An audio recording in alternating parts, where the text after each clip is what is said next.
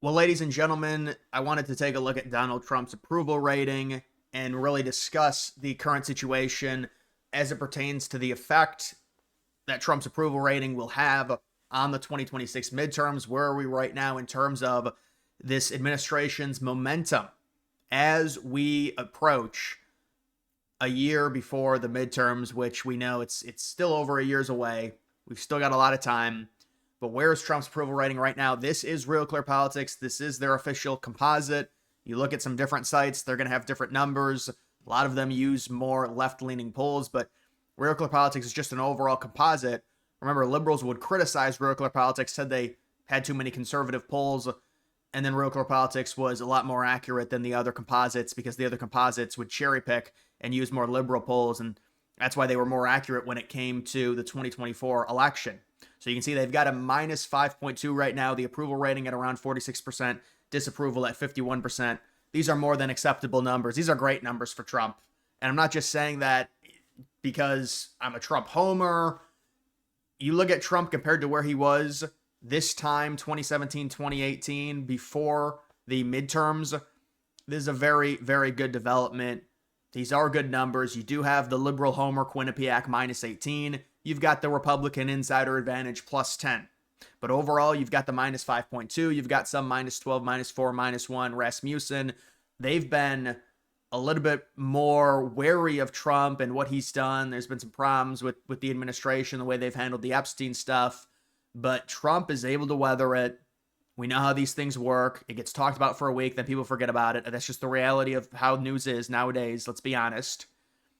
I do think Trump, when you're talking about the notable things he can do, we're already getting the hints of the plans that he's going to deploy when it comes to utilizing, because liberals now have said, well, the inflation has gone up because of these tariffs, even though it's mainly, they say it's based on the certain sectors going up in terms of an increase. The inflation overall, relative to the amount of money we're making off of the tariffs, it's a phenomenal return on investment. We're making around $40 billion now per month in tariff revenue, and the inflation, it's gone up unremarkably in certain sectors. There really isn't this crazy inflation increase. Then they talk about like a certain, like, ooh, the pinto bean's gone up 400%. It's like you're referencing one specific item from a sector. It's not even close. I mean, you look at food overall, the inflation rate has been zero over the past few months. So, and now the inflation rate is 2.7%. It's low enough to where they will do a rate cut. And that's coming on the 17th of September. So, at least we hope it is. Unless we get a new reading on inflation, the core inflation, which is going to come out around the 10th. That's higher. We'll see. But Trump has something up his sleeve when it comes to possibly some type of a rebate for people making maybe under 100K, utilizing the tariff revenue and giving people a rebate before the midterms. I could see Trump trying to go ahead and push something like that as a little extra buffer to make sure the Republicans, or at least to help the Republicans do well in the midterms. We've already got the redistricting strategy with Trump being very aggressive, trying to get these lines redrawn. And now there's this big battle with Texas, California, some of the others, a lot of conservative states considering redrawing lines to give Republicans a better chance within the House of Representatives, because we know, at least we would hope, the Senate 53-47, even if it goes 50-50, Republicans with Vance have the tiebreaker. So the Senate is not a big worry, at least not right now. We'll have to see the polls, and this is going to heat up for sure. But based off of this approval rating, understand minus 5.2 versus where we were in 2017, 2018, it's a lot better of a situation for Trump. You look at him during his first term. I mean, just in general, we know when Trump came into office and did have a positive approval rating for a very short period of time, he is more liked for a number of reasons. I think people are more used to him. He's seen, especially after that, the Biden administration and the disaster that it was, and it was a serious disaster. I mean, you look at Biden's approval rating, Trump is blowing him out of the water. And this is with, you've got still, even with X now open, 70 to 80% of the mainstream media is going to be inherently anti-Republican, certainly anti-Trump. So that's with all of the negativity, people still finding Trump. And you could say, well, this line, it does look like it's headed in a negative direction. But I would say there is some normie things that Trump can do, like maybe a rebate, utilizing the money that's been created through the tariffs. And that kind of takes away the whole idea of, oh, they're inflationary. Well, we're giving the money back to the middle class. What do you think about that? I mean, the tariffs themselves, they're not going to pay down the debt completely. They can put out estimates and say over the next 10 years, it's going to generate $4 trillion. but we have a massive debt of $37 trillion. We've got to stop spending. We have an entitlement problem. The entitlements to it. So the spending has to come down. You're not gonna bail yourself out of this with tariffs because we just have the debt is too high. But I can understand Trump trying to pay it down, and I get it. But it's also a thing to where the United States has to produce more, and you have to incentivize companies to produce in the United States. The only way to do that is to tariff, by default, the companies to stop the overseas job growth, the jobs leaving the United States. The point of it is right now the approval is in a much better spot than it was back in 2017, 2018. Republicans certainly struggled in the 2018 midterms. There's a lot of concern within Republican circles of lower turnout for the midterms. It's an issue in terms of low propensity. And I mean, we saw it with the Supreme Court race in Wisconsin, although that was a real niche thing. Republicans did struggle in that, and that was with Elon Musk and the funding apparatus and all of that. But you can see just overall Trump's approval rating. I don't know, do they still do a comparison to Biden or no? See, I don't need to see all this stuff down here. Looks like they don't have the comparison to Biden, but Trump's approval rating, you can find it on 538. Although I think 538 probably has Trump's approval rating worse than this because their composite polls are going to be more liberal bias, just the way it is. You can see Biden's job approval he was like minus 16, minus 17 throughout the entire time. So he closed minus 18. And at a certain point, I mean, this is pretty crazy in terms of approval. Biden's approval in July, so this would have been a few months before midterms, was minus 20. I mean, it'd be very easy to predict Republicans to do well in the midterms. And on the generic ballot, they did do very well, but it was a Roe v. Wade issue mainly that saved the Democrats in 2022. They very likely are not going to have a situation like that in 2026. So also, I think there is generic ballot. I think the generic ballot, I've seen a few polls. I haven't seen the composite recently. I think it's like it's going to be plus a few points Dem. See, it's plus 3.6 Dem. It's not a big problem. You compare the generic ballot to 2018, which was the catastrophic, the tough loss for Republicans in terms of those midterms. It was Dem plus 8.5. They won by 7.3. So now it's Dem plus 3.6. And we'll see if that holds. I mean, maybe it goes back down. But the generic ballot, Dem plus 3.6, doesn't matter a ton. You wouldn't want it to get significantly higher than this. But you're talking about, important races within states. The generic ballot is the generic ballot. 2022 generic ballot, Republicans did well. Final results were better than the average. The average was plus 2.5. They ended up doing plus 2.8. It was key races they lost that really hurt Republicans. Just overall, in general, they did better, but the key races is what hurt them in the 2022 midterms. Looking at the Senate forecast, so I saw this. This is the race to the White House. I like this interface, but I mean, so they've got Republicans 65-35. I disagree with this. I think it's probably 80-20 or at least 75-25 in terms of just having a Senate majority. You can see there's a lot of disagreement with Roy Cooper winning 78% chance to win Florida. They've got Ohio right now, more of a tilt, Republican.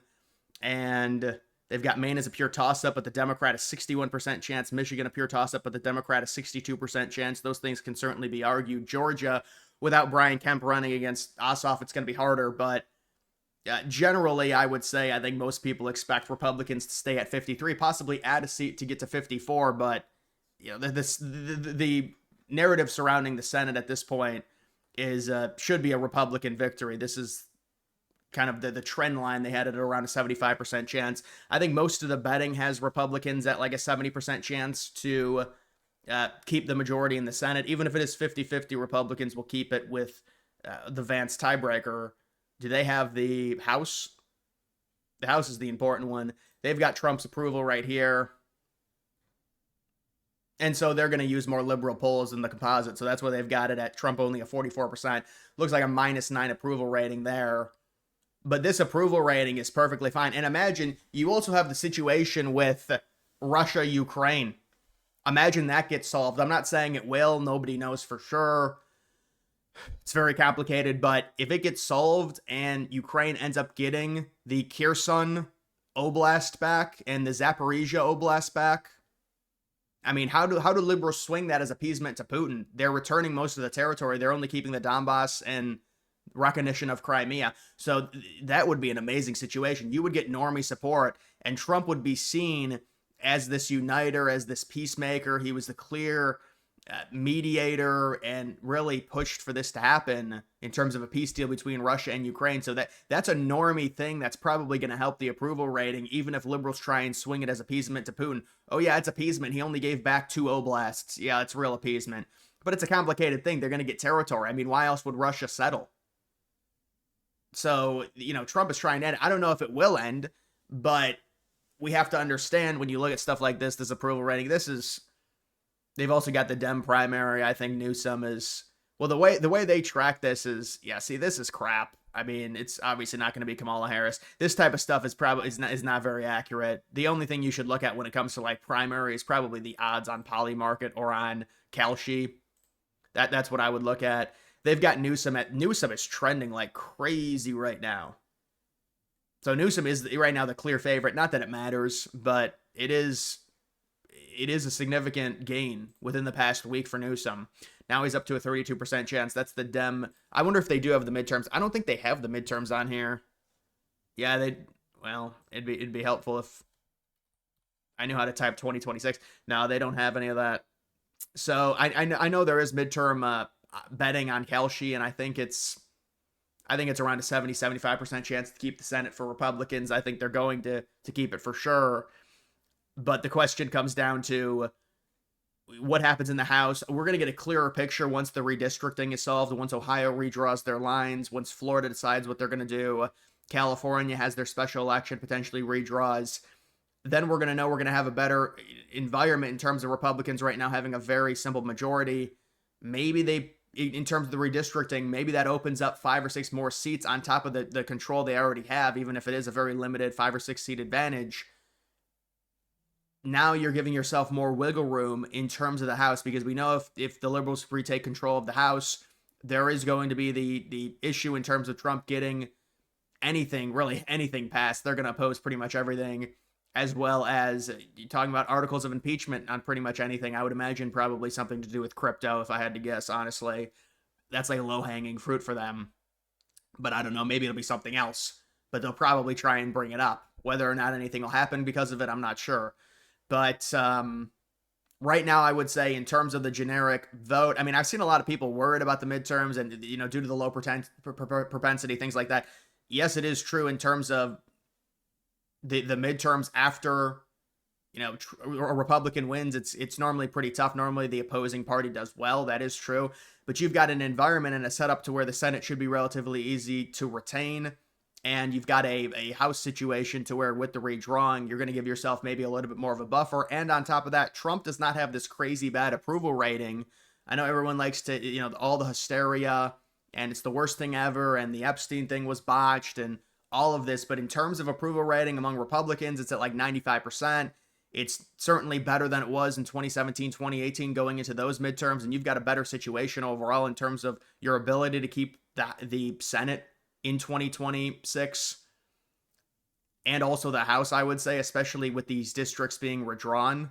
And also just in general, it seems like the country is getting more conservative. The 2024, I mean, back in 2018, nobody thought Republicans would ever win a general election, the popular vote, at least in a general election. And so Trump does it in 2024. And you've got some normie friendly things like maybe a rebate. You can say, we created this new revenue stream in tariffs. Now we're going to give back to you guys. And Trump is kind of, he's pitched that as like, oh, the government within the past 4 or 5 years has been so bad. They've wasted all your money. We're going to give you it back now. And he talked about doing that with the Department of Government Efficiency, and that was a complete failure. Now, why was that a failure? They weren't able to touch any of the entitlements. They weren't able to, I mean, that's the thing with the entitlements. You finally are able to try and diagnose them, and you go after the lesser one, the one that gets, less money, which is Medicare. And you say, well, listen, if you're able-bodied, you need to be working. And then they say, well, you're taking all healthcare away from everyone, because they can just say that, even if it's not true. And so it's hard to fight those things, but the Department of Government Efficiency really, for whatever reason, was a failure because they couldn't touch the entitlements or defense spending. And then they raised defense spending by another, $150 billion. But if you can maybe do some normie-friendly things like the rebate, people making under 100K or 150K. I know people say, well, they, don't pay much in terms of taxes, but this is more so because of the way our tax system is structured because of it's a capitalist society. The rich people already pay so much in terms of taxes. If you gave a rebate to the people making under 100K, it would make more sense to it's to help the middle class, and it's to help for the midterms, because it's smart strategy in terms of maybe enticing some of these independent people to vote for you in the midterms. So I know Trump has talked about that. Whether or not it'll happen, again, they talked about doing some type of rebate or stimulus because of the amount of the money that the Department of Government Efficiency was supposedly going to save, and that never happened because they never saved it. So you have that, and then maybe you have the situation with Russia and Ukraine. And I think that's something that could help Trump's approval rating by a point or two. But as long as the approval is not in the 30s, it's really irrelevant. I mean, I'm not saying that because it's negative right now and like, oh, but what is it, -4, -5? It's basically even. I mean, look at how polarizing Trump is. Look at what his approval rating was in 2017, 2018. Look at what Biden's approval rating was after Afghanistan. Trump's approval rating is significantly better on average than Biden's was throughout like 3/4 of his presidency. So I'm not concerned at Trump's approval rating right now at all. And on top of that, you have these potential situations like ending the Russian-Ukrainian war, and the liberal argument of appeasement to Putin, I don't think it's going to work, especially if it ends the way in which Russia cedes territory. So I think independent people will like that, and it could push it up a few points. But you go into the midterms, Trump sitting at 46, 45% in approval, that's perfectly fine. That's not going to lose you the midterms. The administration being at 46, 45% in approval is not what's going to lose you the midterms. Especially these races, a lot of them localized, a lot of them based on turnout, funding apparatus, things like that. Strategy, mobilization, that's where you win or lose a lot of these midterm races. So as long as as long as it's not catastrophically, as long as the administration is not catastrophically unlikable. So that's where it is right now, and we'll have to see. But guys, that's going to do it for this video. Make sure you like the video down below. Also follow me on X. Link to that's always in the description.